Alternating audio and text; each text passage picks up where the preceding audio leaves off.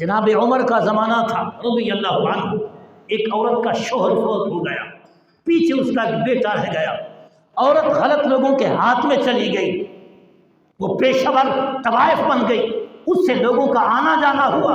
اس عورت نے اور لوگوں نے خود سوچا اس بچے کو قتل کر دیا جائے تاکہ ہمارا راز فاش نہ ہو، ہمارا چکلا چلتا رہے، ہمارا کام چلتا رہے۔ عورت نے اور یاروں نے مل کر بچے کو قتل کر دیا، کنویں میں ڈال دیا۔ جناب عمر تک اطلاع آئی کہ اس طرح مسئلہ ہوا۔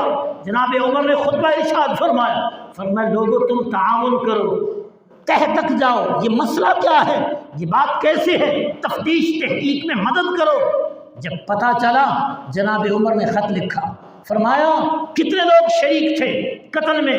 کہنے لگے 7 آدمی شریک تھے اور عورت بھی تھی۔ فرمایا 8 کو قتل کر دیا جائے۔ سوال اٹھا قتل ہونے والا بچہ ایک ہے اور اس کے جواب میں مارے جانے والے 7 یا 8، وہ کیوں؟